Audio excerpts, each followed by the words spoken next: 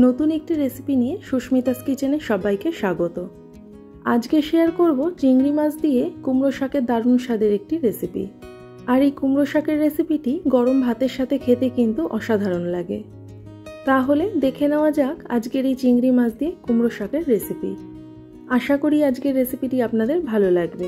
আর সম্পূর্ণ রেসিপিটি দেখার পর ভালো লাগলে লাইক, শেয়ার আর সাবস্ক্রাইব করার অনুরোধ রইল।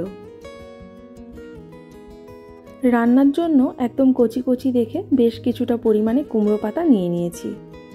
আর পাতাগুলোকে খুব ভালো করে জলে ধুয়ে নিয়ে জল ঝরিয়ে নিয়েছি। এবারে পাতাগুলোকে ফোল্ড করে নিয়ে একদম ছোট ছোট টুকরো করে কেটে নেব। পাতাগুলো যত ছোট ছোট টুকরো করে কেটে নেওয়া যাবে খেতে কিন্তু ততটাই ভালো লাগবে।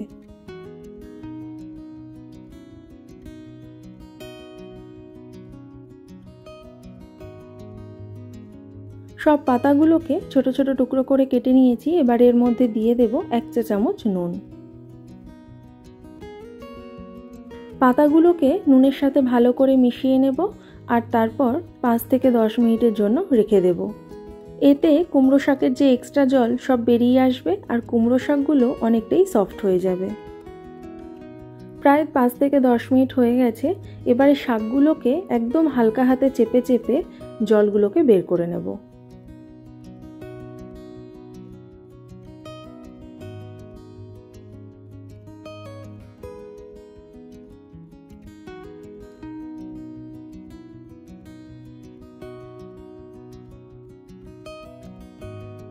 এবারে মশলার জন্য নিয়ে নেব 3 চা চামচ সাদা সর্ষে। যেহেতু সাদা সর্ষের মধ্যে ঝাঁঝ একটু কম হয় তাই সাদা সর্ষের পরিমাণ একটু বেশি নিলাম। আর নিয়ে নেব 2 চা চামচ কালো সর্ষে আর 2 চা চামচ পোস্ত। সর্ষে আর পোস্ত জল ছাড়াই খুব ভালো করে গুঁড়ো করে নিয়েছি। এবারে এর মধ্যে দিয়ে দেব স্বাদ মতো কাঁচা লঙ্কা আর কিছুটা পরিমাণে নারকেল। এই রান্নায় শুকনো লঙ্কার গুঁড়ো না দিয়ে কাঁচা লঙ্কা দিয়ে রান্না করলে রান্নার টেস্ট কিন্তু বেশি ভালো হবে। পরিমাণ মতো জল দিয়ে সব কিছু ভালো করে পেস্ট করে নিলাম।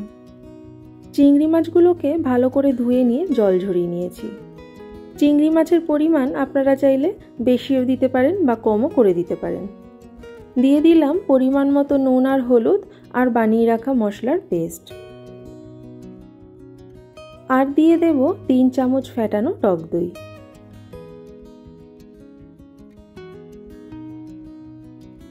চিংড়ি মাছের সাথে সব মশলাগুলোকে ভালো করে মিশিয়ে নিয়ে 5 থেকে 10 মিনিটের জন্য রেখে দেব।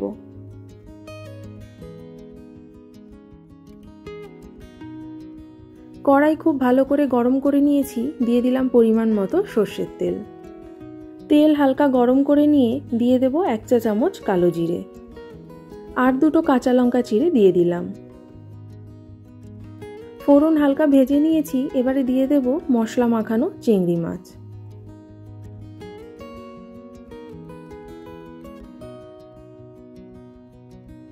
মাছগুলোকে তেলের সাথে ভালো করে মিশিয়ে নেব।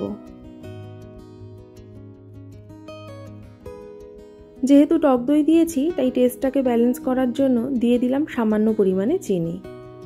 এবারে 2 থেকে 3 মিনিট মিডিয়াম হিটে মাছগুলোকে মশলার সাথে একটু কষিয়ে নেব। 2 থেকে 3 মিনিট পর মাছ থেকে কিন্তু অনেকটাই জল বেরিয়ে এসেছে। এবারে কুমড়ো শাকগুলোকে এর মধ্যে দিয়ে দেব।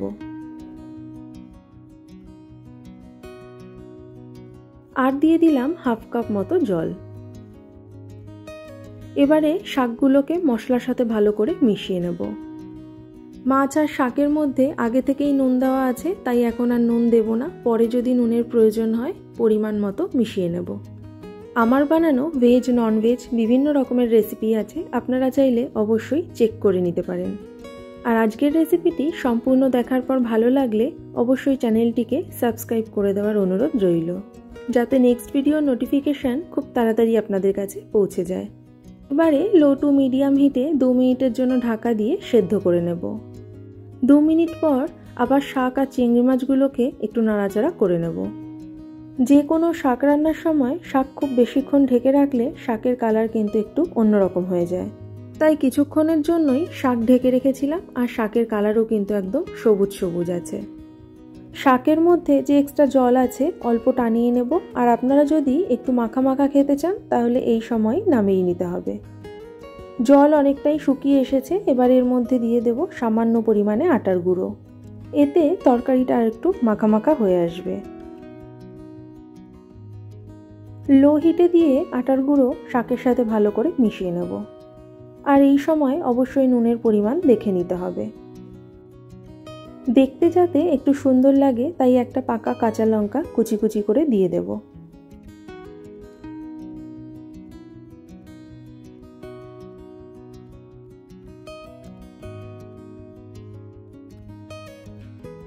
জল প্রায় শুকিয়ে এসেছে। এবারে দিয়ে দেব কাঁচা সর্ষের তেল।